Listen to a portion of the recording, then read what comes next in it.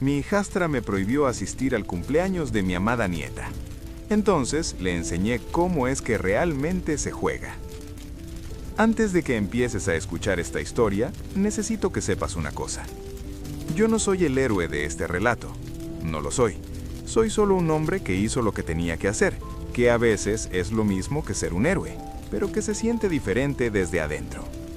Desde adentro se siente como miedo, como confusión, como noches en que uno mira el techo y no sabe si lo que está haciendo es lo correcto o si está siendo un viejo obstinado que no puede aceptar que las cosas cambian. Esas noches de duda son parte de la historia también, y si me las salto, no te estoy contando la verdad. La verdad es que hubo muchos momentos en que quise tirar todo, en que me dije, deja a Roberto, ya sos grande, tenés a Matías, tenés tu taller, tenés tu vida, no necesitas esto. Y en esos momentos siempre pasaba algo. A veces era un mensaje de Matías preguntando cómo estaba. A veces era el doctor Herrera con una novedad del caso. A veces era el recuerdo de la voz de Sofía diciendo Abu con esa L larga. Y las dudas se iban. No para siempre, volvían después, pero se iban el tiempo suficiente para que yo pudiera seguir. Eso es lo que necesitas cuando atraviesas algo difícil. No la certeza de que todo va a salir bien, sino los momentos de claridad suficientes para dar el próximo paso. El próximo paso. Siempre el próximo paso. Bien, empecemos. ¿Alguna vez te han mirado a los ojos y te han dicho que no eres bienvenido en la vida de alguien que amas con toda tu alma? ¿Alguna vez te han cerrado una puerta en la cara justo cuando más querías entrar? Porque eso fue exactamente lo que me pasó a mí. Y te lo juro, nunca pensé que algo así me pudiera pasar. Yo soy un hombre de 63 años. Tengo las manos llenas de callos de trabajar toda la vida. He enterrado a mi esposa. He criado a una familia con poco dinero, pero con mucho amor. Y pensé, de verdad pensé, que a esta altura de mi vida ya había visto todo lo que la vida tenía para darme. Pero resulta que la vida todavía tenía una sorpresa guardada para mí. Y no era una buena sorpresa. El día que Valentina, mi hijastra, me llamó por teléfono para decirme que no podía ir al cumpleaños de mi nieta Sofía, ese día algo se rompió dentro de mí. Algo que tardé mucho tiempo en volver a pegar. Pero escúchame bien, porque lo que viene después es lo que realmente importa. Porque ese día también fue el día en que yo decidí que no me iba a quedar con los brazos cruzados, que iba a pelear, que iba a aprender las reglas del juego, y que si tenía que jugar, iba a jugar para ganar. Y te voy a contar todo, desde el principio, sin saltarme nada. Quédate, porque la historia que estás por escuchar va a sorprenderte. Y el final ni yo mismo lo esperaba. Parte 1. El amor más grande. Para entender lo que me pasó, necesitas conocer mi historia desde el principio, porque nada de esto tiene sentido si no sabes de dónde vengo. Yo me llamo Roberto Figueroa. Nací en un pueblo pequeño en el interior del país, el segundo de 5 hermanos. Mi papá era carpintero y mi mamá trabajaba en la cocina de una escuela. No teníamos mucho, pero teníamos lo suficiente. Y sobre todo, teníamos una cosa que no se compra con dinero. Nos teníamos los unos a los otros. Crecí viendo a mis padres amarse con respeto. Mi papá nunca le levantó la voz a mi mamá. Mi mamá nunca habló mal de mi papá delante de nosotros. Y eso, aunque yo no lo entendía en ese momento, me fue formando. Me fue enseñando cómo se quiere a una familia. A los 24 años conocí a Gloria, y si alguna vez has escuchado la frase «el amor de mi vida», ahora sí puedes ponerle una cara, porque Gloria era exactamente eso para mí. La conocí en una feria del pueblo. Ella estaba vendiendo empanadas con su mamá, y yo me paré frente a ese puesto y pedí 4 empanadas aunque ya había comido, solo para tener una excusa para quedarme parado ahí mirándola. Gloria se rió cuando se dio cuenta de lo que estaba haciendo. Me miró con esos ojos grandes que tenía y me dijo que ya sabía que no tenía hambre y que por qué no le decía lo que realmente quería. Me quedé sin palabras y eso no era algo que me pasara seguido. Pero lo que más me gustó de ella no fue su belleza, aunque era hermosa. Lo que me enamoró fue su manera de hablar directa y sin rodeos, su manera de reírse con todo el cuerpo y la forma en que miraba a su mamá con tanto cariño. Me dije, esta mujer sabe querer. Esta mujer vale la pena. Cuando era chico, mi papá me enseñó algo que nunca olvidé. Me dijo, Roberto, la madera te dice la verdad. Si la trabajas bien, te da lo que tiene. Si la forzás, se rompe. Las personas son iguales. Yo tenía 8 años y no entendía muy bien lo que quería decirme, pero lo fui entendiendo con los años, con los muebles y con las personas. Mi pueblo tenía esa quietud particular de los pueblos chicos de provincia. Una plaza central con árboles grandes, una iglesia con el reloj que siempre atrasaba 10 minutos, almacenes donde te fiaban si eras conocido. Todo el mundo sabía todo de todos, lo cual podía ser agobiante y al mismo tiempo te daba una sensación de pertenencia que las ciudades grandes nunca me dieron. De mis 4 hermanos, yo era el más callado. Mi hermano mayor, Héctor, era el líder natural, el que hablaba por todos. Mi hermana del medio era la que mediaba cuando había peleas. Los 2 menores eran todavía chicos, y yo era el del medio, el que observaba, el que aprendía mirando. Empecé a trabajar con la madera a los 14 años, en el taller de don Pascual, que era el carpintero del pueblo. Don Pascual era un hombre de pocas palabras y manos enormes, con esa sabiduría tranquila de quien hace bien su oficio desde siempre. Me enseñó todo lo que sé, no con discursos, sino mostrándome. Hace esto, así no, probá de nuevo. Hubo una mañana, meses después de empezar, que algo hizo clic dentro de mí. Estaba trabajando en una tabla difícil, una que se resistía, y de repente entendí cómo tenía que ir la herramienta. Lo sentí antes de verlo, y la tabla se dio de la manera correcta. Don Pascual lo vio desde el otro lado del taller. No dijo nada, solo asintió una vez. Ese asentimiento valió más que cualquier elogio que me hayan dado en la vida. A los 19 me fui al pueblo grande, que era básicamente una ciudad mediana. Busqué trabajo en un taller de carpintería industrial.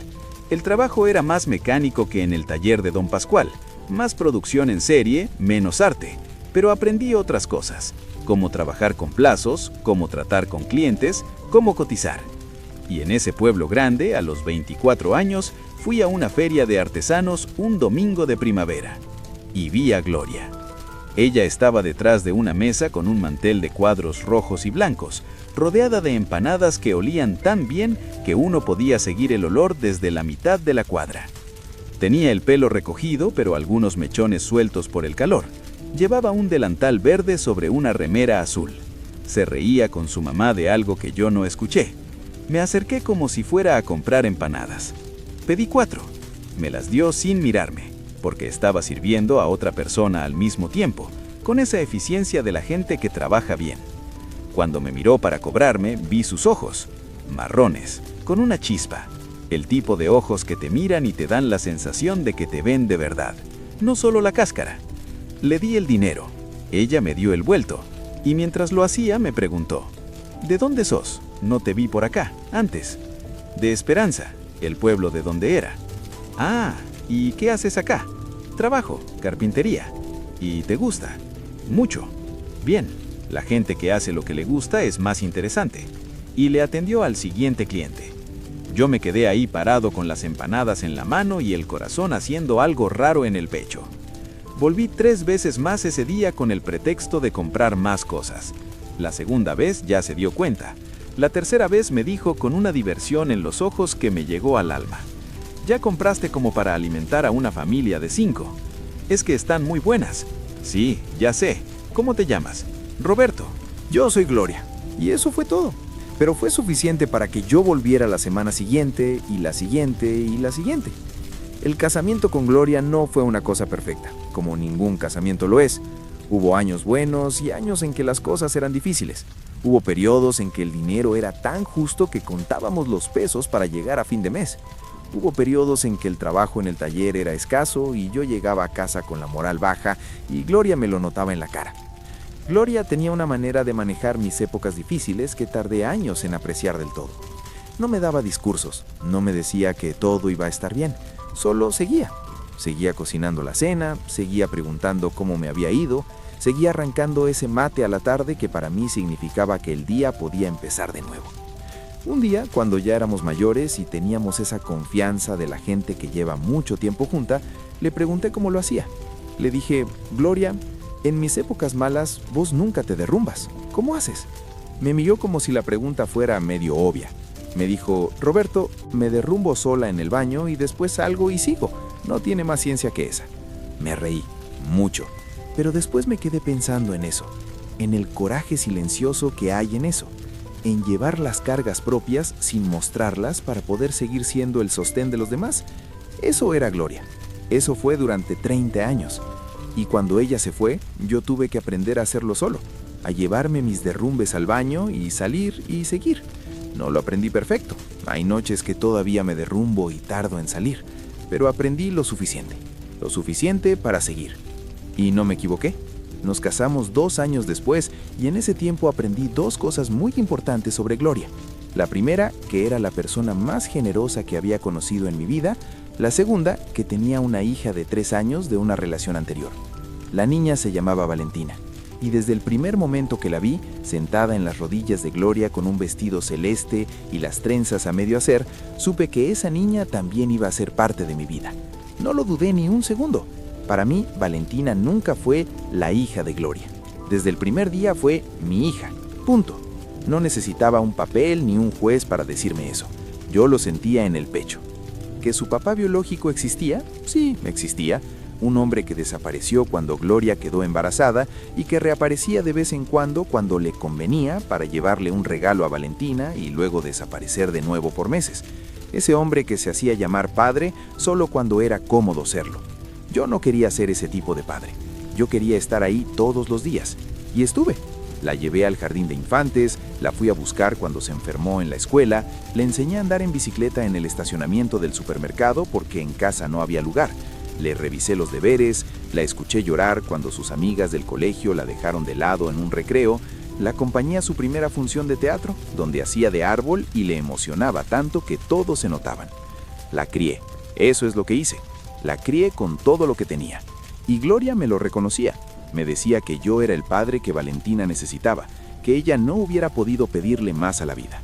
Esos años fueron los mejores de mi vida. Teníamos poco dinero, teníamos una casa chica, pero éramos felices de esa manera sencilla y profunda que solo conocen las familias que se quieren de verdad. Y cuando Valentina tenía 11 años, Gloria quedó embarazada de nuevo. Esta vez era un hijo nuestro, de los 2, un varón. Lo llamamos Matías. Valentina lo adoró desde el primer momento. Lo cargaba en brazos como si fuera suyo. Le cantaba canciones, le hacía caras graciosas para que se riera. Y yo la miraba y pensaba, ¿cómo es posible que este sea mi vida? ¿Cómo es posible que haya tenido tanta suerte? La primera vez que a Valentina de verdad no fue en la feria. Fue un mes después cuando Gloria me invitó a tomar el té a su casa un domingo. Gloria vivía en un departamento pequeño con su mamá y Valentina. Su mamá, doña Nora, era una señora de mirada directa y manos trabajadas que me evaluó desde el principio con esa honestidad sin filtros de la gente de edad. Me estrechó la mano y me dijo, Gloria me habló de vos, dice que eres carpintero. Sí, señora. Bien, porque tengo una que me tiene harta desde hace meses. No sé si pasé la prueba de doña Nora ese día, pero salí del departamento con la silla arreglada y la sensación de que al menos no había reprobado. Valentina tenía 3 años. Y estaba en esa etapa en que los chicos pequeños o se te pegan inmediatamente o te ignoran completamente. Valentina me ignoró la primera media hora. Jugaba en el piso del living con unos bloques de plástico de colores, muy concentrada, sin mirarme, y entonces se le cayó uno de los bloques debajo del sofá, en ese lugar donde no llegan los brazos cortos de los chicos, pero sí los largos de los adultos. Me agaché y lo saqué.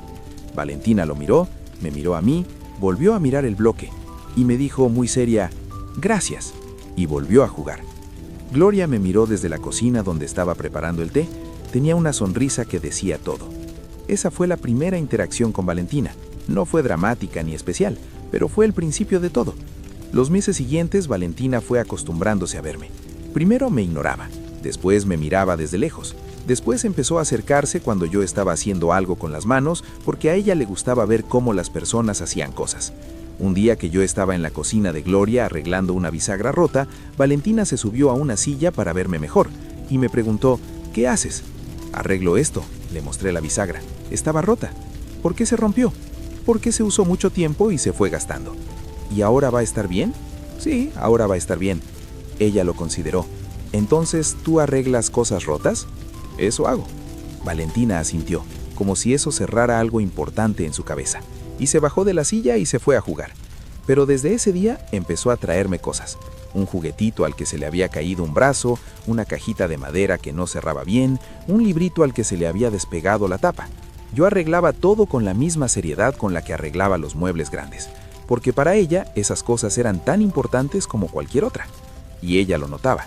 Y cada vez que yo le devolvía algo arreglado, me miraba con esa expresión de satisfacción profunda que tienen los chicos cuando el mundo les funciona como debería.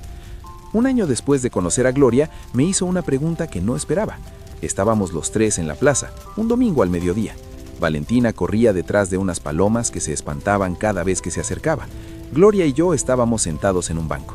Valentina se nos acercó jadeando, con las mejillas rojas del esfuerzo y los ojos brillantes. Roberto, me dijo muy directa, tú eres el novio de mamá, ¿no? Sí, le dije. ¿Y vas a vivir en casa? Gloria intervino. Valentina. No, dije, déjame contestar. Miré a Valentina. No sé todavía. ¿Vos qué crees? Valentina lo pensó con esa seriedad de 4 años. Después dijo, ¿tú seguirías arreglando mis cosas? Me reí, no pude evitarlo. Claro que sí. Entonces estaría bien. Y volvió a correr detrás de las palomas. Gloria se cubrió la boca con la mano para no reírse a carcajadas. ¿Pasé la entrevista?, le pregunté. Con honores, me dijo. Los años pasaron como pasan cuando uno es feliz. Rápido, sin que te des cuenta. Valentina creció, fue al secundario, fue a la universidad, se recibió de contadora y a los 26 años conoció a un hombre llamado Marcelo. Marcelo. Tengo que hablar de Marcelo porque es una parte importante de esta historia. Desde el principio algo no me cerró de ese hombre. No era nada concreto que yo pudiera señalar, era algo más difuso, una sensación en el estómago. Como cuando el cielo se pone de ese color raro antes de una tormenta y tú todavía no ves las nubes, pero ya sabes que viene algo. Era simpático, Marcelo. Sabía decir lo correcto en el momento correcto. Siempre bien vestido, siempre con las palabras justas, pero había algo, una frialdad detrás de la sonrisa, una manera de mirar a Valentina que a veces me parecía más posesiva que amorosa. Le dije a Gloria una noche, cuando ya estábamos en la cama y la casa estaba en silencio, no sé, Gloria, ese Marcelo me genera algo. Gloria me miró con esa paciencia infinita que tenía conmigo y me dijo, Roberto, Valentina es grande y es feliz con él, eso es lo que importa. Y yo me callé, porque ¿qué más podía decir?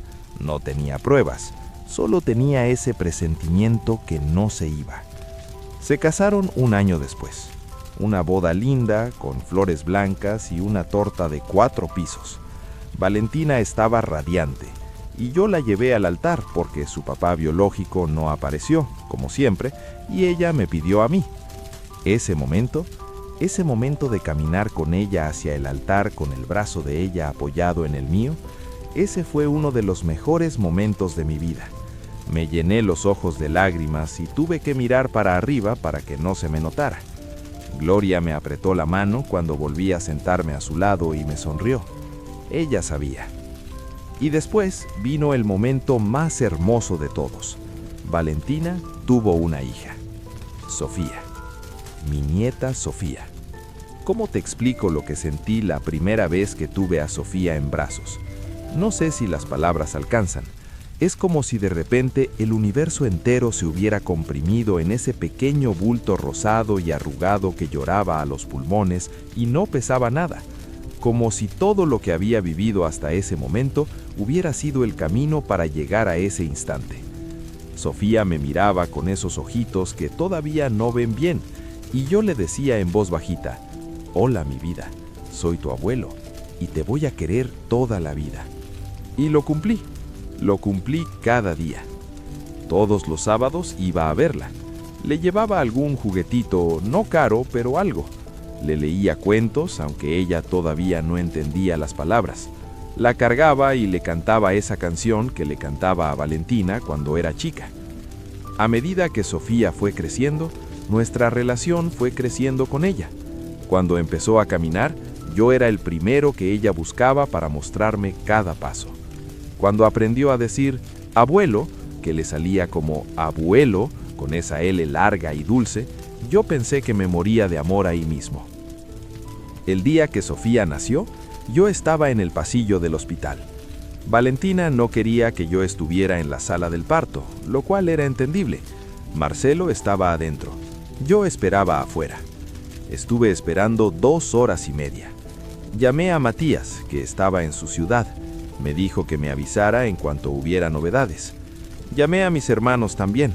Héctor, que siempre hacía chistes de todo, me dijo que me relajara, que los nacimientos siempre llevan tiempo.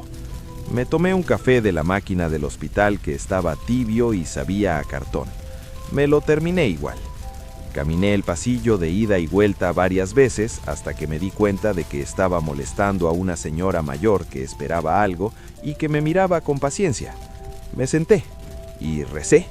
No soy muy religioso, nunca lo fui, pero en esas situaciones uno recurre a algo más grande que uno mismo. Le pedí a Gloria, que ya había muerto hacía unos meses, que estuviera ahí, que acompañara a Valentina, que acompañara a esa nena que estaba por nacer.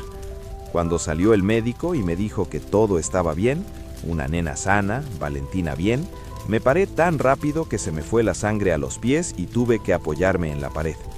El médico me miró. Le dije que estaba bien, que me había levantado muy rápido. Él sonrió. Esos médicos que atienden partos están acostumbrados a ver adultos que se desmoronan de emoción. Cuando entré a la habitación y vi a Valentina con esa personita chiquita en los brazos, lo primero que pensé fue, Gloria, acá está. Este es el regalo. Marcelo me estrechó la mano. En ese momento todo lo que me generaba ese hombre quedó suspendido. No era el momento para eso. Valentina me extendió a Sofía y yo la tomé. Y el mundo cambió de forma. Los sábados con Sofía tenían su liturgia. Llegaba siempre a la misma hora, entre las 10 y las 10:15. Tocaba el timbre 2 veces, como siempre, porque Sofía había inventado que 2 timbres era el código de que era yo. Sofía abría la puerta. Siempre era Sofía la que abría, incluso cuando tenía 3 años y tenía que treparse un poco al picaporte. Lo primero era el abrazo. Sofía se lanzaba hacia mí con toda la confianza del mundo, como si no existiera la posibilidad de que yo no la atajara. Yo siempre la atajaba. Después venía el informe del día.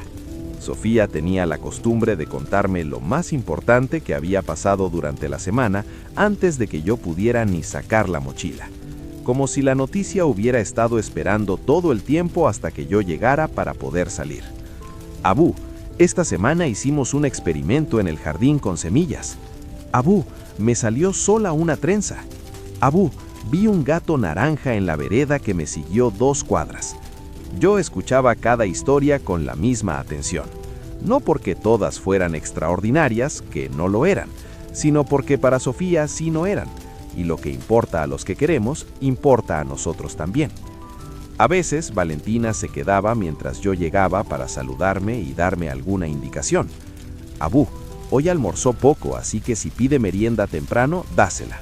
Abú, le duele un poquito la muela, así que si se queja, avísame. Esas coordinaciones me gustaban, me hacían sentir parte de la logística cotidiana de Sofía, no solo el abuelo de las visitas especiales.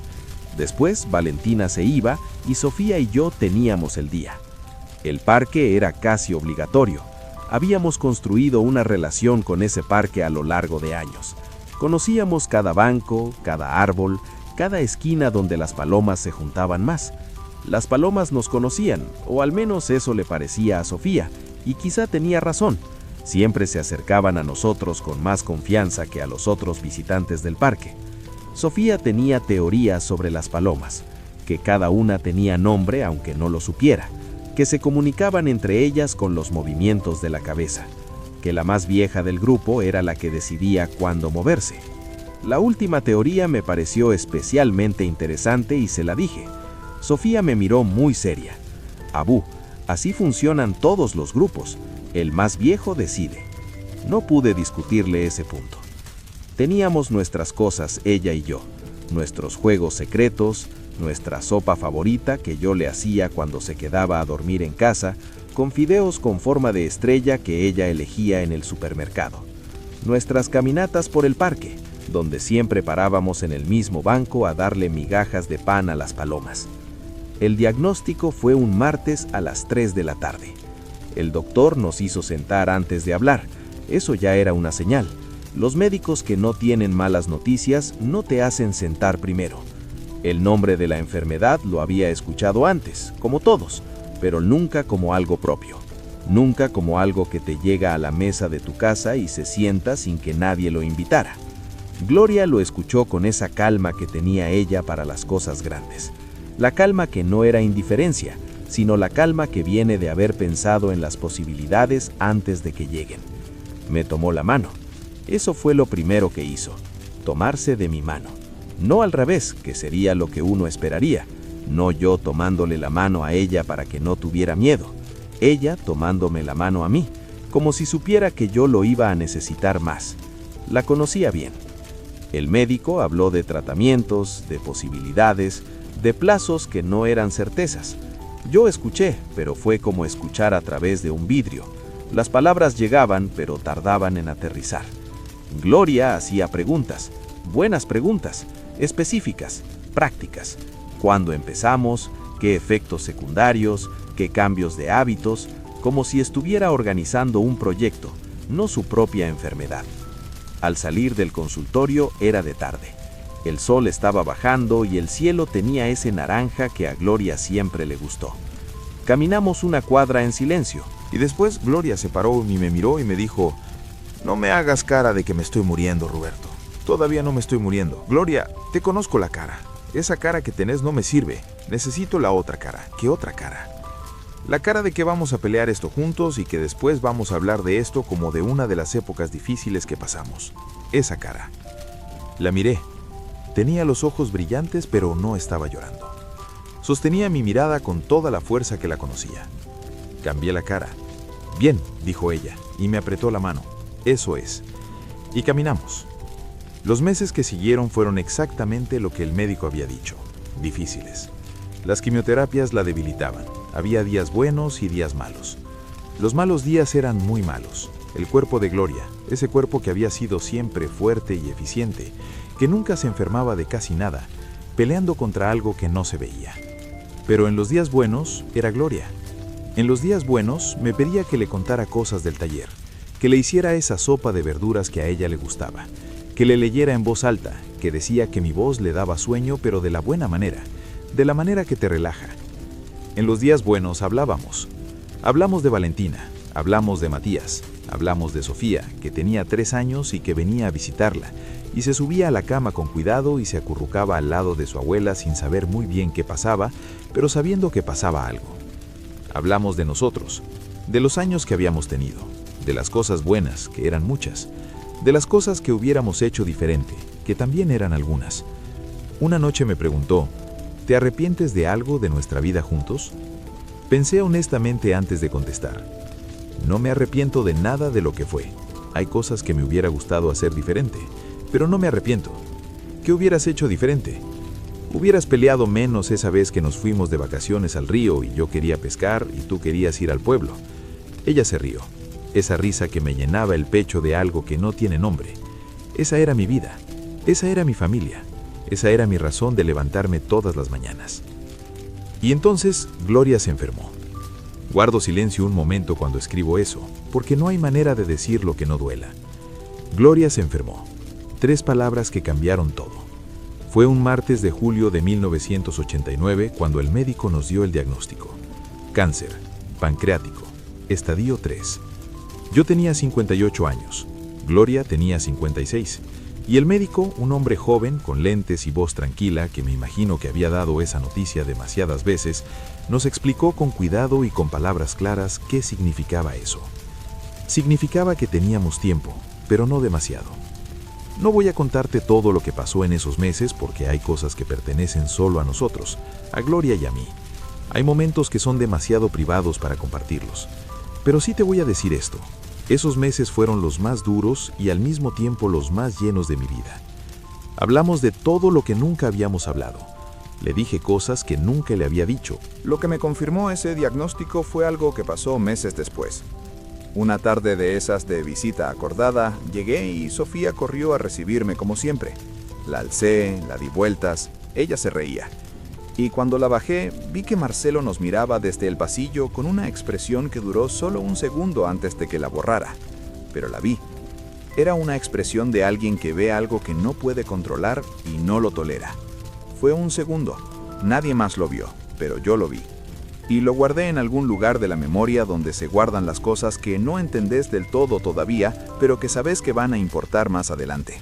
Marqué ese segundo, porque los carpinteros tenemos esa costumbre, marcar el lugar exacto antes de cortar, para no equivocarnos. Te lo prometo, le dije, te lo juro. Gloria murió 4 meses después de ese diagnóstico. Un miércoles por la mañana, con la mano entre las mías, mientras afuera el sol entraba por la ventana y los pájaros hacían escándalo como si fuera un día normal. El mundo siguió girando, el sol siguió saliendo, los pájaros siguieron cantando, y yo me quedé ahí, con la mano de Gloria en la mía, pensando que no entendía cómo era posible que el mundo no se diera cuenta de lo que acababa de perder. Tenía 58 años y me había quedado solo. Bueno, no completamente solo. Tenía a Matías, mi hijo, que vivía a 3 horas de viaje y que vino en cuanto se enteró y se quedó una semana. Tenía a mis hermanos, que llamaban seguido. Tenía a los vecinos que traían comida y decían, si necesitas algo, llama. Y tenía a Sofía. Sofía, que tenía 4 años y no entendía bien qué había pasado, pero que me miraba con esos ojos grandes y me preguntaba, Abu, ¿por qué lloras? Y se trepaba a mi regazo y me abrazaba con los brazos chiquitos. Esa nena me salvó la vida. Eso no es una exageración, eso es literalmente lo que pasó. Los primeros meses después de la muerte de Gloria fueron los más oscuros que viví. No quería levantarme, no quería comer, no quería nada. Solo quería que se acabara ese dolor enorme y sordo que me aplastaba el pecho. Pero los sábados tenía que ir a ver a Sofía, y no podía llegar con esa cara, no podía llegar roto, no por ella. Entonces los viernes a la noche me arreglaba un poco, me afeitaba, me ponía una camisa limpia, y el sábado a la mañana tomaba el colectivo hasta la casa de Valentina y Marcelo y pasaba el día con mi nieta. Y durante esas horas me olvidaba del dolor.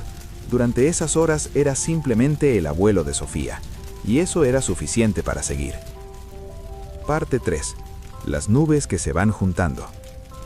Los primeros meses después de la muerte de Gloria, Valentina estuvo bien conmigo. Triste, claro, porque ella también perdió a su mamá, pero me llamaba, me preguntaba cómo estaba, me invitaba a cenar los domingos. Y Marcelo era educado, siempre educado. Ese tipo de educado que es más una pantalla que una realidad. Pero de a poco las cosas fueron cambiando. Primero fueron pequeñas cosas. Las visitas del sábado que de repente eran, ese sábado no, Roberto, que tenemos planes. Bueno, entendible, la gente tiene planes. Después fue que cuando yo llamaba para hablar con Sofía, a veces Valentina decía que la nena estaba ocupada, o dormida, o en el jardín. Cosas que pueden ser verdad, que probablemente eran verdad. Pero empecé a notar que las llamadas se iban espaciando más, que cuando iba a visitar, Marcelo a veces me saludaba desde la puerta y se iba al fondo de la casa, que Valentina a veces parecía nerviosa, mirando hacia donde estaba él mientras hablaba conmigo. Un día le pregunté a ella directamente. Era un domingo, habíamos comido juntos y Sofía estaba en el jardín jugando. Marcelo Ahí estaba todo. Navidades, cumpleaños, asados en el patio. Valentina y Marcelo en fotos que ahora se veían de una manera diferente. Sofía bebé. Sofía dando sus primeros pasos. Y en cada foto, yo estaba ahí. No en todas, porque algunas las había sacado yo, pero en muchas. Me di cuenta de algo que no había pensado de manera consciente. Yo era parte del tejido de esa historia, no de manera periférica, de manera central. Las fotos no mentían. Las fotos eran los hechos que el abogado contrario quería minimizar con palabras como tercero. Cerré el álbum. Le dije a Gloria, ahí, en el silencio de la cocina a las 4 de la mañana. Mañana cuento nuestra historia. La cuento bien. Me tomé el resto del té y me fui a dormir un par de horas. ¿Sí? ¿Qué pasa? Otro silencio. Mira, este año decidimos hacer la fiesta solo con familia cercana y amigos de Sofía del jardín. Algo más íntimo. La dejé terminar. Valentina, yo soy familia. Sí, ya sé, pero... Pausa. Marcelo prefiere que sea algo más pequeño. Solo nosotros, los abuelos de él, la madrina de Sofía. ¿Los abuelos de Marcelo van a estar? Otro silencio. Sí. Sentí el golpe en el pecho como algo físico, como una mano que te empuja. Entonces sí hay abuelos, solo que no soy bienvenido yo. Roberto no es así. Valentina, mi voz sonó extraña, muy tranquila, muy controlada, que no era como me sentía por dentro. Soy el abuelo de Sofía. La quiero como a nada en este mundo. Tu mamá me pidió que estuviera presente en su vida, y ahora me estás diciendo que no puedo ir a su cumpleaños. Silencio. Es la decisión de Marcelo y mía, dijo Valentina, y en ese momento su voz sonó diferente, más dura, como si hubiera cambiado de canal, y te pido que la respetes. No sé cuánto tiempo estuve callado después de eso. ¿Sofía sabe que yo no voy a ir?, le pregunté. No todavía. Se lo vamos a explicar. ¿Qué le van a explicar? Que este año es una fiesta más chica. Cerré los ojos. Respiré y le dije: Valentina, me criaste. Te quise como a una hija. Te llevé al altar y ahora me excluís del cumpleaños de mi nieta porque Marcelo lo prefiere así. Hice una pausa. Eso me rompe el corazón. ¿Lo sabes? Y Valentina me dijo con una voz que sonaba casi ensayada: lo lamento, pero eso no va a cambiar la decisión. Y cortó. Me quedé ahí, con el teléfono en la mano, en el silencio de mi cocina, mirando la cajita de música de Gloria que tenía sobre la mesa porque la había sacado del cajón esa tarde para limpiarla antes de envolverla. Y tuve ganas de llorar. Primero tuve ganas de llorar. Y después tuve algo más, algo que se fue encendiendo despacio desde el centro del pecho hacia afuera, algo que reconocí, porque lo había sentido antes, pocas veces, pero lo había sentido. Era rabia, no la rabia caliente y ciega que te hace tomar malas decisiones, era otra rabia, la rabia fría, la rabia que piensa, la rabia que dice: esto no va a quedar así. Me levanté. Fui a la habitación de Gloria, me senté en su silla que todavía olía un poco a ella, aunque habían pasado casi 2 años, y le hablé como si ella estuviera ahí. No me quedo quieto, Gloria, te lo prometí, y no me quedo quieto. Parte 5. El primer paso en el laberinto. Al día siguiente me levanté temprano, más temprano que de costumbre. Puse café, me senté en la mesa de la cocina con un cuaderno y una lapicera y empecé a escribir todo lo que sabía. ¿Qué sabía yo en ese momento sobre mis derechos como abuelo? Básicamente nada. Toda mi vida había sido carpintero. Trabajé 20 años en un taller, después tuve el mío propio. Sé hacer muebles, sé medir y cortar y lijar y barnizar. De leyes no sabía prácticamente nada. Y el mensaje de Gloria. El doctor Herrera lo presentó con mucho cuidado, no como una instrucción legal, porque no lo era, sino como contexto emocional. La persona que mejor conocía a Valentina y a mí, expresando lo que ella quería para su nieta. Los jueces son humanos. El contexto emocional importa. Hubo un momento en la audiencia, cuando el abogado de Marcelo argumentaba que yo era técnicamente un tercero sin vínculo legal, en que el doctor Herrera hizo algo inesperado. Pidió permiso al juez para presentar algo. Sacó de su maletín una copia ampliada de una foto. Era la foto de la boda de Valentina. Valentina con su vestido blanco, con el ramo de flores, y yo a su lado con el traje, llevándola al altar. Y el doctor Herrera dijo: el señor Figueroa no tiene vínculo legal con la menor Sofía, es cierto. También es cierto que no tenía vínculo legal con la madre de Sofía, Valentina, que era hija de un hombre que abandonó a la familia cuando ella era bebé. Sin embargo, fue el señor Figueroa quien llevó a Valentina al altar el día de su casamiento porque ella misma así lo pidió. Los vínculos que importan en la vida no siempre son los que constan en un papel. El juez lo miró, después miró la foto y asintió. El abogado de Marcelo se llamaba Dr. Ramírez. Lo vi en la audiencia y en algunos intercambios de documentos, pero nunca lo conocí de manera personal. Era joven, quizás 35 años, con esa seguridad un poco performativa de los abogados jóvenes que quieren demostrar que saben lo que hacen. Mi doctor Herrera lo miraba con la tranquilidad de alguien que ha visto pasar a muchos Dr. Ramírez. Después de la audiencia, cuando ya habíamos ganado el régimen de visitas, le pregunté al doctor Herrera cómo había encontrado los argumentos del otro lado.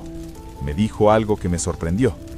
Técnicamente correctos, pero emocionalmente vacíos, que en derecho de familia es una combinación que suele no funcionar. ¿Qué quería decir con emocionalmente vacíos? Que el doctor Ramírez presentó los hechos legales de manera impecable, pero nunca pudo contestar la pregunta más importante. ¿Por qué era mejor para Sofía no ver a su abuelo? Y eso, me explicó el doctor Herrera, es lo que los jueces de familia buscan. No quién tiene razón técnica, sino qué es mejor para el niño. Y nadie pudo decir que era mejor para Sofía no verme, porque no lo era. El derecho, me di cuenta en ese proceso, no es solo normas y precedentes, es también sentido común elevado a categoría legal. Y el sentido común decía que una nena que quería a su abuelo y un abuelo que quería a su nieta debían poder verse. El sistema tardó en llegar a esa conclusión, pero llegó. Eso es lo que el doctor Herrera quería decir cuando me dijo que la justicia funciona con más frecuencia de lo que la gente cree. Resulta que en muchos países y regiones existen leyes que protegen específicamente el derecho de los abuelos a mantener contacto con sus nietos. No es automático, no es simple, pero existe. El principio base es que los tribunales de familia consideran siempre el mejor interés del menor, y en muchos casos, los jueces reconocen que la relación con los abuelos es importante para el desarrollo emocional y psicológico de un niño. Mientras leía, iba anotando preguntas en el cuaderno, preguntas que quería hacerle a un abogado. ¿Tengo derecho a ver a mi nieta aunque los padres se opongan? ¿Qué necesito demostrar? ¿Qué es lo que los jueces consideran en estos casos? ¿Hay algo que yo pueda hacer mientras tanto, fuera de los tribunales? Ese día salí de la biblioteca con 5 páginas de notas y una sensación nueva. No era esperanza todavía, era algo más pequeño, era dirección. Tenía una dirección. Esa semana Matías me llamó con el nombre y el teléfono del abogado. Se llamaba el doctor Herrera, hacía derecho de familia. Llamé al día siguiente y pedí un turno. Parte 6. El doctor Herrera. El consultorio del doctor Herrera estaba en el 4º piso de un edificio viejo del centro.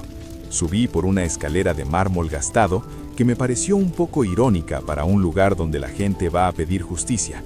El mármol gastado. La justicia también se gasta, supongo, con el tiempo y el uso. El doctor Herrera era un... Parte 7. El mensaje de Gloria. Esa noche, cuando llegué a casa, fui directo al teléfono. Tenía un teléfono viejo, de esos que ya casi nadie usa, con la pantalla chica y los botones físicos. Gloria se reía de mí porque no quería cambiar al smartphone. Roberto, si hasta las abuelas tienen smartphone, me decía, y yo le contestaba, con esto llego a donde necesito llegar. Fui a los mensajes, busqué la conversación con Gloria. Una cosa que nadie te advierte sobre el proceso legal es la soledad que te genera. No la soledad de estar solo, que esa también estaba, sino la soledad específica de tener que explicarle tu historia a desconocidos que la van a evaluar como si fuera un caso más, que en cierto sentido lo es, para ellos, para vos no. Recuerdo una tarde que fui al juzgado a entregar documentación adicional que el doctor Herrera había pedido. Entré por esa puerta grande de madera vieja que se atasca un poco, como siempre, y esperé en la ventanilla. Delante mío había una señora llorando en silencio mientras buscaba algo en su cartera. Detrás mío había un hombre con una carpeta gruesa bajo el brazo que miraba el piso. A cada costado, gente con sus historias, sus papeles, sus esperanzas. todos ahí para intentar resolver, a través de formularios y sellos y firmas, cosas que son demasiado grandes para los formularios. El amor, la familia, la injusticia, la pérdida. Me acordé de algo que me dijo el doctor Herrera una vez.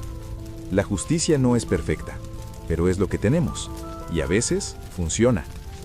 Le pregunté, ¿a veces? Con más frecuencia de lo que la gente piensa, especialmente cuando hay alguien que la busca de buena fe y con paciencia. La paciencia. Esa fue la habilidad más difícil de desarrollar en todo ese proceso. Yo soy un hombre que hace cosas con las manos, que trabaja con materiales concretos, que ve resultados en el día, en la semana. El taller me enseñó que si haces bien los pasos, el resultado llega. El proceso judicial no funciona así. Los tiempos son los del sistema, no los tuyos. Hay semanas que no pasa nada. Hay fechas que se mueven.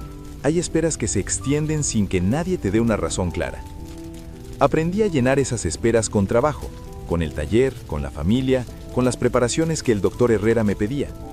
Aprendí que mientras yo esperaba, también estaba construyendo, no un mueble, sino un caso. Y los casos se construyen igual que los muebles, con cuidado, con consistencia, con cada pieza en el lugar correcto. Hubo un momento, unas semanas antes de la audiencia principal, en que el doctor Herrera me dijo que había surgido una complicación. ¿Qué tipo de complicación? El abogado de la parte contraria presentó un escrito argumentando que el informe de la doctora Ramos tiene sesgo, porque usted proporcionó información antes de la evaluación. ¿Qué significa eso en la práctica? Están tratando de desacreditar el informe. Es una estrategia, y puede funcionar si el juez considera que hay fundamentos. Me senté. ¿Hay fundamentos? El doctor consideró. El argumento es débil. La doctora Ramos es una profesional con trayectoria, y el proceso de evaluación fue correcto, pero débil no significa imposible. Tenemos que preparar una respuesta. Esa noche no dormí. No porque pensara que íbamos a perder, sino porque me di cuenta de algo que no había terminado de entender antes. En este proceso, nada era seguro. Cada argumento que construíamos podía ser atacado. Cada pieza que presentábamos podía ser cuestionada. Era como jugar ajedrez contra alguien que también sabe jugar. Y entendí qué quería decir el doctor Herrera cuando me dijo que iba a ponerse difícil. Llamé a Matías esa noche. Matías me preguntó cómo estaba. Cansado. ¿Y voy a seguir. Matías se quedó callado un momento. Y yo también voy a seguir. Donde me necesites, acá estoy. No era la primera vez que me lo decía, pero cada vez que lo decía, lo necesitaba de la misma manera. La respuesta al escrito del abogado contrario la preparó el doctor Herrera con precisión quirúrgica. Citó el procedimiento seguido por la doctora Ramos, citó estándares profesionales, presentó el currículum de la doctora y su historial en... Era de un miércoles, 3 semanas antes de que ella muriera. Yo estaba en el taller cuando lo recibí, y lo recordaba porque lo había leído y me había costado volver al trabajo después. Lo leí de nuevo esa noche. Y no voy a repetirlo todo porque es de ella, es privado, es mío. Pero en un momento del mensaje, Gloria escribía algo así. Roberto, si algo me pasa, necesito que sepas que la persona más importante después de Valentina sos vos para Sofía. Vos la conocés, la querés y ella te adora. Espero que nunca pase, pero si alguna vez alguien trata de separarte de ella, no lo permitas. Sofía te necesita y vos a ella. Tuve que dejar el teléfono y mirar al techo por un rato. Después lo levanté de nuevo y le saqué una foto a la pantalla. Y otra, para tener respaldo. Gloria sabía. Incluso antes de que pasara, Gloria ya lo sabía. Y me había dejado su voz, guardada en ese teléfono viejo que gracias a Dios yo nunca había cambiado. Le mandé al doctor Herrera la foto del mensaje esa misma noche. A la mañana siguiente me contestó. Muy útil, guárdelo bien. Después empecé a buscar otras cosas. Fotos. Tenía cientos de fotos con Sofía. Sofía en mis brazos cuando era bebé. Sofía dando sus primeros pasos agarrada de mi dedo. Sofía y yo en el parque dando de comer a las palomas. Sofía durmiendo en el sofá con la cabeza en mi regazo. Sofía en mi taller con un delantal chiquito que yo le había cosido, ayudándome a lijar un mueble. Empecé a organizarlas cronológicamente. Cada año de su vida documentado. Después, pensé en los testimonios. ¿Quién me había visto con Sofía? ¿quién podía decir que esa relación era real y significativa? Los vecinos de Valentina, la señora del kiosco, cerca de su casa, donde yo paraba con Sofía a comprar algún chupetín, la maestra del jardín de infantes de Sofía, que me había visto ir a buscarla más de una vez cuando Valentina no podía. Anoté los nombres, y entonces me acordé de algo más. La madre de una amiguita de Sofía, que se llamaba Patricia. Patricia y yo habíamos hablado varias veces mientras esperábamos a las nenas en el jardín. Patricia sabía quién era yo, sabía cómo era mi relación con Sofía. Una vez me dijo: «Señor Roberto, Sofía habla todo el tiempo de usted. Dice que su abuelo le hace la mejor sopa del mundo». Me lo había dicho riéndose, pero yo me lo había quedado grabado. La llamé a Patricia. Le expliqué la situación a grandes rasgos. Patricia fue directa. «Lo que están haciendo está mal. Sofía lo quiere mucho a usted, señor Roberto. Si usted necesita que yo diga eso formalmente, lo digo». No sabía cuánta gratitud sentí en ese momento. «Gracias, Patricia. Muchas gracias». «No me dé las gracias. Haga lo que tiene que hacer por esa nena». Parte 8. La carta. El doctor Herrera me ayudó a redactar una carta para Valentina y Marcelo. No era una carta amenazante, no era un ultimátum, era exactamente lo que el doctor me había recomendado. Una comunicación formal donde yo expresaba mi deseo de mantener el contacto con Sofía, describía la relación que habíamos tenido y proponía alternativas para resolver la situación de manera amistosa. También mencionaba el mensaje de Gloria, no como una amenaza, sino como un contexto, como la madre de Sofía, antes de morir, expresó claramente su deseo de que yo permaneciera presente en la vida de la niña. Ese era su deseo, y también el mío. La imprimí, la firmé y la mandé por correo certificado para tener constancia de que la habían recibido. Y esperé. 1 semana, 2 semanas, nada. A los 16 días recibí una respuesta, pero no de Valentina, de un abogado, el abogado de Marcelo. La carta era fría y técnica. Decía que mis visitas no habían sido formalmente acordadas ni registradas, que la decisión sobre el acceso de terceros a la menor era prerrogativa exclusiva de los padres, y que cualquier comunicación adicional debería realizarse a través de los canales legales correspondientes.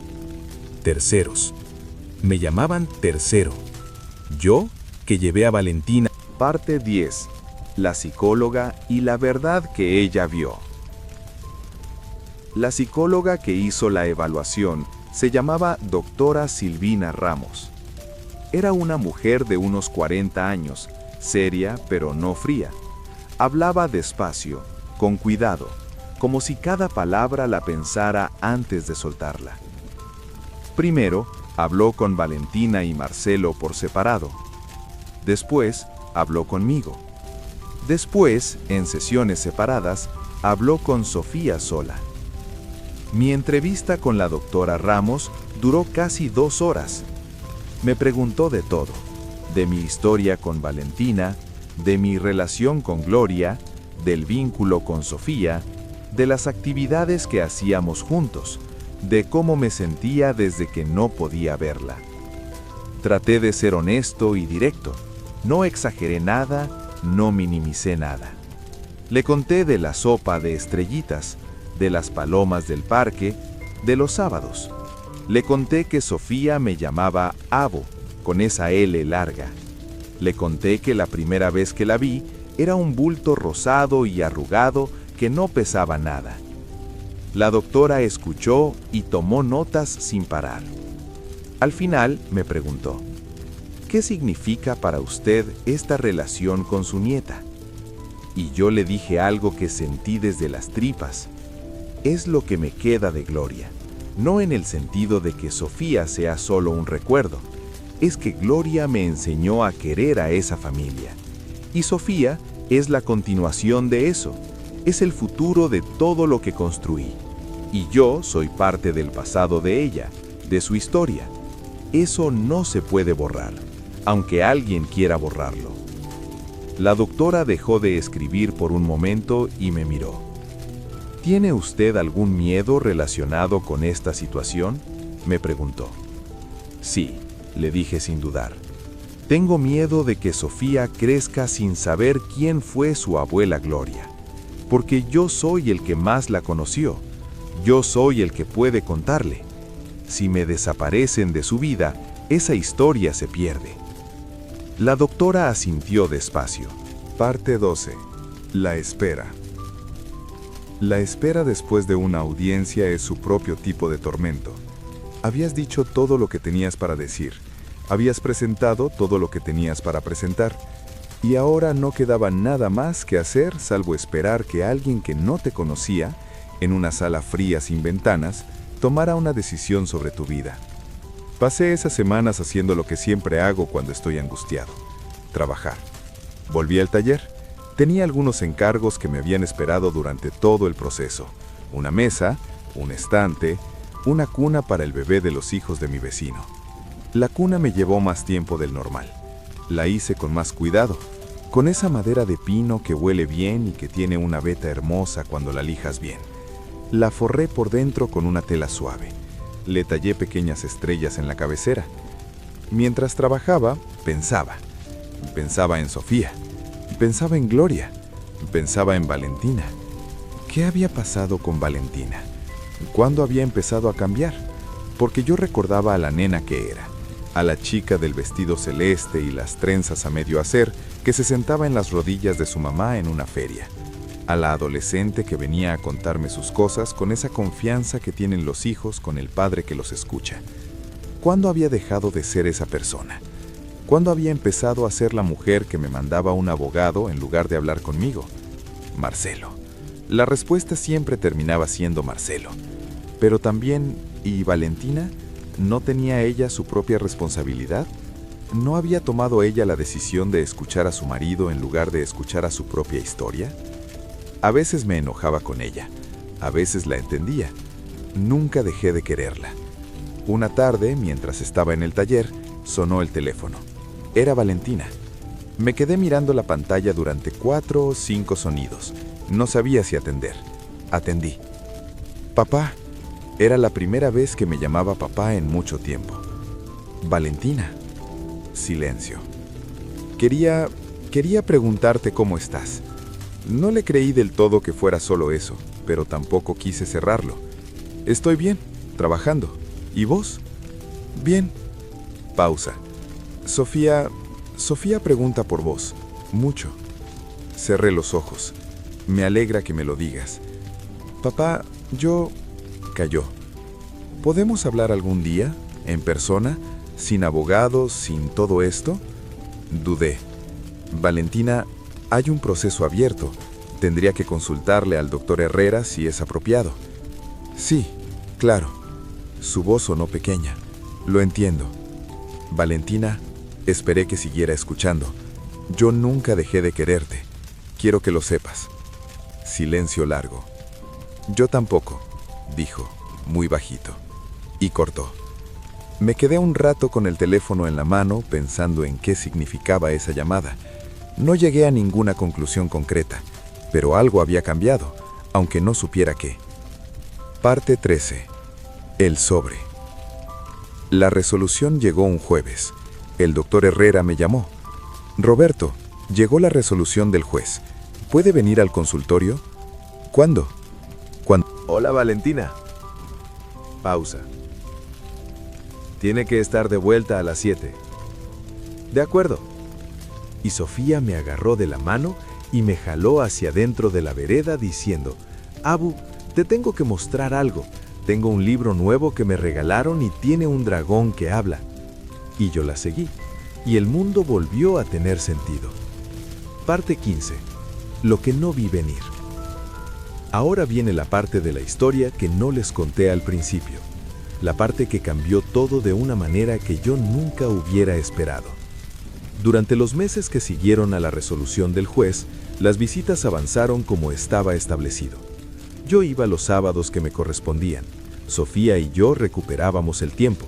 Volvimos al parque, volvieron las palomas, volvió la sopa de estrellitas. Valentina era correcta en los intercambios. No cálida, no fría. Correcta. Marcelo casi nunca aparecía, lo cual me parecía bien. Pero en esos meses empecé a notar algo que me preocupó. Sofía llegaba a las visitas a veces con los ojos cansados, a veces con pequeñas ojeras. Una vez llegó con un rasguño en la rodilla que me dijo que era de caerse en el jardín, que puede ser perfectamente cierto. Pero otra vez llegó distraída, sin esa energía de antes, mirando el piso con una expresión que no era de nena de 6 años. Le pregunté con cuidado, no quería asustarla, no quería ponerle palabras en la boca. Le pregunté cómo estaba en casa, le pregunté si estaba contenta, le pregunté si dormía bien, y Sofía, que era una nena inteligente y sensible, me dijo algo que me heló la sangre. A veces en casa hay gritos, Abu, de noche. ¿Quién grita? Se encogió un poco. Marcelo, y mamá a veces. ¿Y vos qué haces cuando hay gritos? Vivir con Sofía era descubrir que uno no sabe nada. Yo pensaba que porque había criado a Valentina sabía cómo era esto, pero Valentina la había criado Gloria en su mayor parte. Con mi apoyo, sí, pero Gloria llevaba la carga principal. Yo había sido el padre de los sábados durante los años de guardería, el que aparecía para lo bueno y para las emergencias. Tener a Sofía sola en casa todos los días era diferente. Los primeros días me di cuenta de que yo no sabía exactamente a qué hora tenía que bañarse, ni qué comida odiaba sin decirlo, pero hacía cara rara cuando se la servían, ni que cuando estaba cansada se ponía muy específica sobre las cosas y había que darle espacio y no insistir. Aprendí todo eso de a poco. Gloria seguía ahí, en esa curiosidad, en esa manera de mirar el mundo. Los primeros días después de que el juez decidió que Sofía se quedaba conmigo fueron un torbellino. Había cosas prácticas que resolver que yo no había anticipado del todo. Sofía necesitaba ropa para la escuela. La ropa que Valentina había mandado en la valija era para una semana, no para tiempo indefinido. Fui de compras con Sofía. Era la primera vez que comprábamos ropa juntos, sin Gloria, sin Valentina. Sofía tenía opiniones muy firmes sobre la ropa. Ese buzo no, Abu, es muy verde. ¿Qué tiene de malo el verde? Es verde de lombriz. No sé exactamente qué significaba verde de lombriz, pero el criterio era claro. Terminamos comprando lo que Sofía elegía, dentro de un presupuesto razonable. Yo me limitaba a aprobar o sugerir alternativas cuando algo era claramente impractical. Abu, esas botas rojas son para lluvia. Para la lluvia y para los días normales. Son caras, Sophie. Pero son lindas. Son lindas y caras. Silencio. Abu, la abuela Gloria hubiera dicho que la calidad vale. Me quedé sin argumentos. Las botas rojas vinieron a casa. Esa tarde, mientras Sofía probaba las botas en el patio, yo me quedé mirándola y pensé que hay una cosa muy extraña que pasa cuando crías a alguien. Es que cada momento cotidiano, cada cosa sin importancia, como comprar botas rojas, se convierte en parte de la historia de esa persona, y de la tuya. Dentro de 20 años, Sofía quizás no recuerde las botas rojas, pero quizás sí. Quizás en algún momento, en algún contexto, recuerde que una tarde su abuelo la llevó a comprar botas y terminaron comprando unas rojas porque ella convenció con un argumento irrebatible. Y eso también es familia. Eso también queda. Me tapo con la frazada y espero que se acaben. Me quedé quieto. Respiré con cuidado para no mostrar lo que sentía por dentro. ¿Alguien alguna vez te lastimó a vos?, le pregunté. Sofía me miró. No, solo gritan. ¿Y mamá está bien? Sofía dudó, y eso fue suficiente respuesta. Esa tarde, cuando llevé a Sofía de vuelta, Valentina abrió la puerta, y yo la miré con más atención que otras veces, y vi lo que no había querido ver antes, unos círculos oscuros debajo de los ojos que no eran de trasnochar, una manera de pararse que era demasiado quieta, una manera de hablar que era demasiado cuidadosa. Esa noche llamé al doctor Herrera. Doctor, creo que hay algo más en esa casa, algo que va más allá de lo que estuvimos discutiendo. Lo escuché. Se quedó en silencio cuando terminé de contarle lo de Sofía. Roberto, esto que me está contando cambia el marco de la situación. Si hay indicios de violencia doméstica en ese hogar, eso tiene implicaciones legales y de protección que van mucho más allá del régimen de visitas.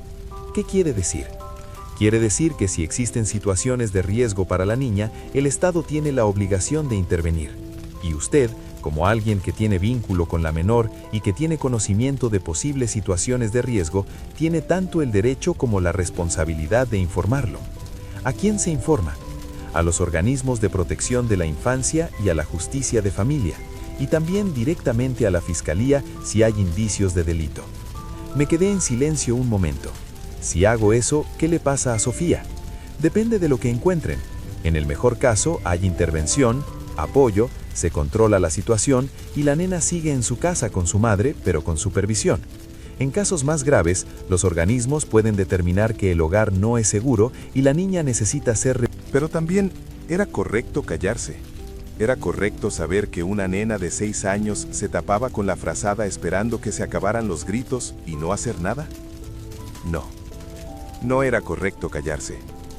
Gloria me había enseñado que lo correcto no siempre es lo cómodo, que a veces hacer lo correcto te cuesta caro, pero que a largo plazo siempre vale la pena. Llamé a Matías. Le conté todo. Matías estuvo en silencio mucho tiempo, y después me dijo, «Papá, voy para allá». «No hace falta». «Sí hace falta. Voy para allá». Parte 16. Las fichas que caen. Lo que pasó las semanas siguientes fue como ver fichas de dominó caer. Primero fue la denuncia.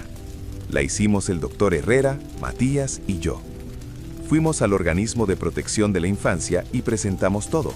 La conversación con Sofía, las observaciones del estado de Valentina, el historial del proceso judicial previo con los documentos que acreditaban el vínculo. Los organismos tienen protocolos para esto.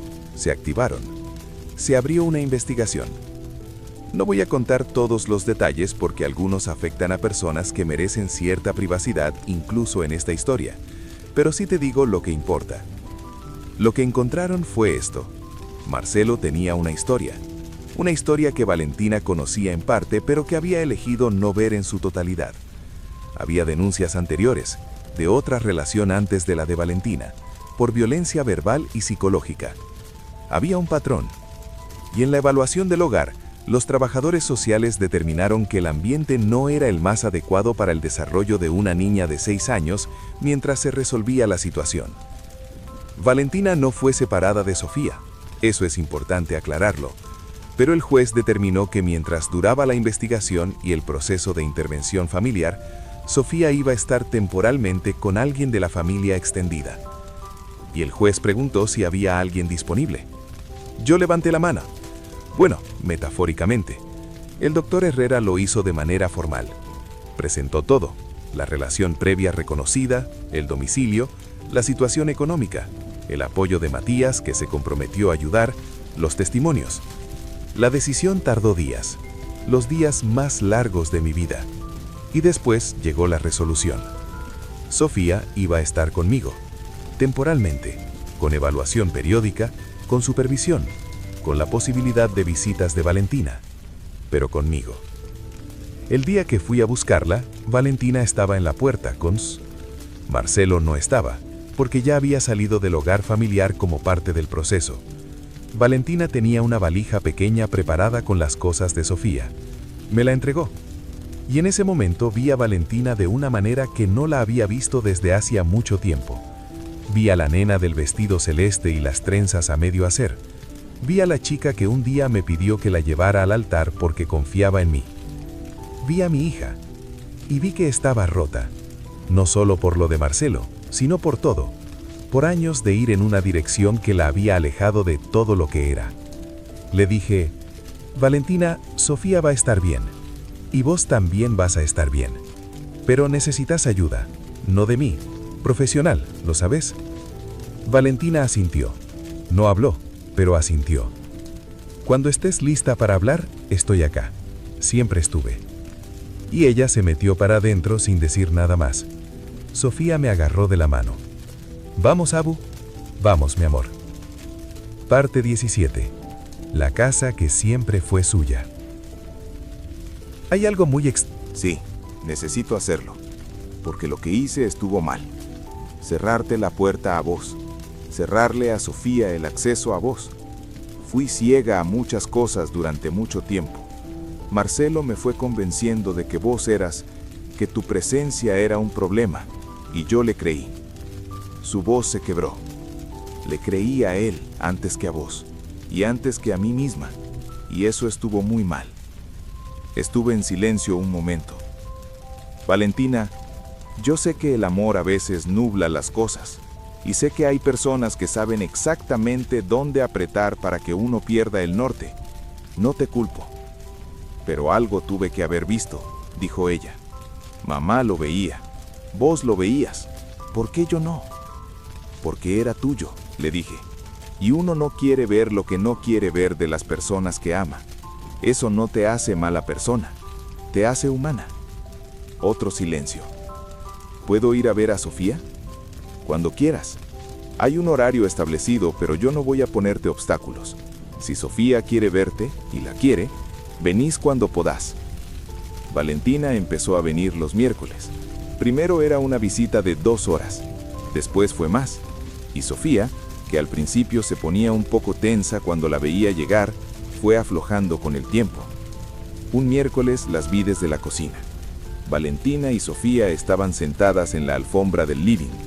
Valentina le estaba trenzando el pelo, y Sofía le contaba algo con mucho detalle y muchos gestos, y Valentina se reía. Y yo pensé en Gloria, pensé en cuánto hubiera dado ella por ver eso. Pensé, lo estamos reconstruyendo, de a poco, con paciencia, lo estamos reconstruyendo. Parte 19. Lo que pasó con Marcelo. Marcelo salía del hogar el mismo día que empezó la investigación. No fue voluntario, fue como parte de las medidas cautelares que dictó el juez durante el proceso. El proceso contra él terminó con una mediación que incluyó restricciones de acercamiento a Valentina y Sofía y la obligación de cumplir un programa de tratamiento. No voy a ahondar más en los detalles porque no es lo que más importa de esta historia. Lo que importa es que salió, y que Valentina estuvo libre de él para empezar a ver las cosas con más claridad. ¿Me alegra lo que le pasó a Marcelo? No es la palabra que usaría. No siento alegría por el sufrimiento de nadie. Lo que siento es alivio. Alivio de que Valentina y Sofía estén a salvo. Alivio de que el peligro que yo veía desde hacía años finalmente fuera nombrado y atendido. Valentina me dijo una vez, ya en el proceso de recuperación, me pregunto qué hubiera pasado si nunca hubieras hecho lo que hiciste, si te hubieras quedado callado. No lo sé, le dije, pero yo no podía quedarme callado. ¿Por qué no? Porque le prometí a tu mamá que iba a estar. Y estar no significa solo estar cuando es fácil, significa estar también cuando duele. Valentina no me contestó, solo me miró un momento y después me abrazó. Y yo la dejé, porque era lo que necesitaba. Parte 20. Lo que el juez decidió. 4 meses después de que Sofía vino a vivir conmigo, hubo una nueva audiencia. Era para evaluar la situación y definir los pasos siguientes. El informe de la señora Carmen era positivo sobre el estado de Sofía en mi hogar. El informe de la doctora Ramos, que hizo una nueva evaluación, mostraba que Sofía estaba emocionalmente más estable que antes, que había recuperado su energía y su alegría. El informe sobre Valentina también era positivo. Estaba cumpliendo el proceso terapéutico, había establecido un entorno independiente y seguro para ella, y su relación con Sofía estaba en proceso de reconstrucción. El juez consideró todo y dictó lo siguiente. Sofía permanecería en mi hogar bajo mi custodia. Los meses siguientes tuvieron una cadencia nueva. Sofía en el colegio por las mañanas, yo en el taller hasta que la iba a buscar, Valentina los miércoles y los fines de semana alternativos, Matías cuando podía, la señora Carmen con sus evaluaciones. Era una vida ordenada de una manera que la vida no siempre es, cada cosa en su lugar, cada persona con su rol claro. Mucha gente me preguntó, a lo largo de todo este proceso, ¿por qué lo hacía? ¿Por qué peleaba tanto? ¿Por qué no aceptaba la situación y me acomodaba? ¿Por qué un hombre de mi edad, que ya había criado una familia y que tenía su vida más o menos resuelta, se metía en un proceso legal complicado y costoso y agotador? La respuesta corta era porque era lo correcto, pero la respuesta larga era más complicada. La respuesta larga empezaba con Gloria y con lo que me enseñó sobre el amor. Gloria me enseñó que el amor verdadero no es solo el sentimiento, El sentimiento es el principio, es la chispa, pero el amor de verdad es lo que haces con esa chispa. El amor de verdad es levantarte a las 5 de la mañana cuando alguien necesita que estés. Es sentarte en una sala fría sin ventanas y decir tu verdad aunque te tiemblen las manos. Es guardar las fotos, es buscar al abogado, es subir las escaleras de mármol gastado. El amor de verdad es el verbo, no el sustantivo. Y yo quería a Sofía y quería a Valentina, aunque en ese momento ella no lo pudiera ver. Y me había prometido a Gloria que iba a estar. Esas tres cosas juntas eran irresistibles. No había ecuación posible que me diera otra respuesta. A veces pienso en los hombres y las mujeres de mi generación que vivieron situaciones parecidas y se quedaron quietos. No los juzgo. Las circunstancias son distintas para cada uno. Los miedos son distintos. Los recursos son distintos. Pero sí pienso, ¿qué perdieron? ¿Qué quedó sin construir porque nadie subió esas escaleras? Y me alegra haberlas subido. Me alegra porque Sofía va a saber quién fue Gloria. Me alegra porque Valentina se salvó de algo que podría haber sido peor. Me alegra porque Sofía y yo seguimos teniendo nuestros sábados. Y me alegra porque si algún día Sofía está en una situación difícil y alguien le dice que no puede, que está prohibido, que la decisión ya está tomada, espero que recuerde esto. Espero que recuerde que su abuelo una vez no aceptó un no como respuesta, y que aprendió las reglas, y que jugó, y que ganó. Hay una cosa que me sigo preguntando, ahora que todo pasó, y que la vida tiene esa forma nueva que fue tomando. Me pregunto qué hubiera pasado si Valentina, en lugar de ese camino que tomó, hubiera tomado otro. Si en algún momento, cuando las cosas con Marcelo empezaron a ponerse difíciles, hubiera llamado. Si me hubiera dicho, papá, necesito ayuda, yo hubiera ido, sin preguntas, porque eso es lo que hacemos en las familias que funcionan. Cuando alguien necesita, el otro va. No sé por qué no me llamó. Quizás Marcelo la convenció de que no debía. Quizás ella misma no quería reconocer que necesitaba ayuda. Quizás una parte de ella pensaba que yo era parte del problema, como él le había dicho. No le pregunto eso, no lo voy a preguntar nunca. Porque mirarnos hacia atrás sirve solo hasta cierto punto. Después, lo que importa es hacia dónde vamos. Parte 23. El regreso a casa. 6 meses después, nueva audiencia. Esta vez el ambiente era diferente. Los informes eran positivos de todos los lados.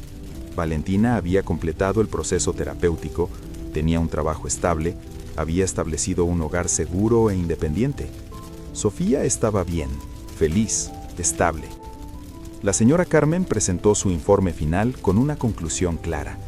Las condiciones estaban dadas para la reintegración de Sofía al hogar de Valentina. El juez revisó todo, hizo preguntas, nos escuchó y dictó la resolución. Sofía volvería a vivir con Valentina. Con condición, yo mantendría un régimen de visitas regular, establecido y protegido legalmente. Todos los sábados, un fin de semana largo por mes, los cumpleaños compartidos, las vacaciones de invierno conmigo. No era perder, era compartir. Era lo que siempre había debido ser. El día que Sofía se fue de mi casa, preparamos las valijas juntos. Era un viernes. Valentina venía a buscarla al mediodía. Mientras doblábamos la ropa y la poníamos en la valija, Sofía estuvo más callada de lo normal. Yo no le pregunté nada, la dejé estar. Cuando ya estaba casi todo listo, Sofía se sentó en la cama y me miró. «Abu, ¿me voy a olvidar de esto?» «¿De qué?», pregunté. «De vivir acá, de hacer cosas en el taller, de las palomas, de la sopa». Me senté a su lado. «No, no te vas a olvidar. ¿Sabes por qué?» «¿Por qué?» «Porque las cosas que importan de verdad no se olvidan, se quedan acá». Le puse la mano en el pecho. Sofía pensó en eso. «Como la abuela Gloria». «Como la abuela Gloria», asintió.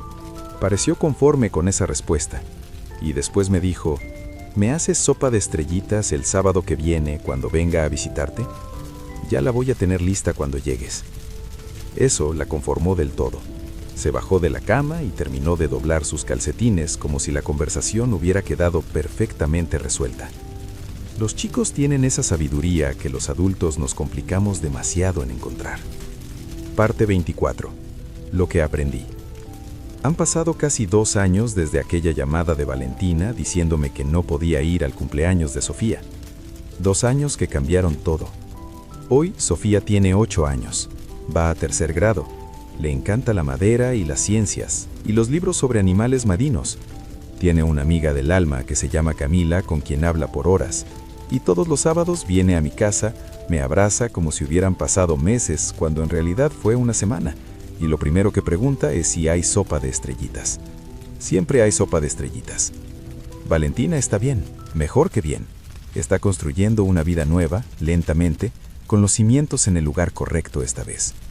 Va a terapia todavía, trabaja, sale con una amiga los jueves a cenar. Se está encontrando a sí misma de nuevo, esa persona que era antes de que alguien le convenciera de que debía ser otra.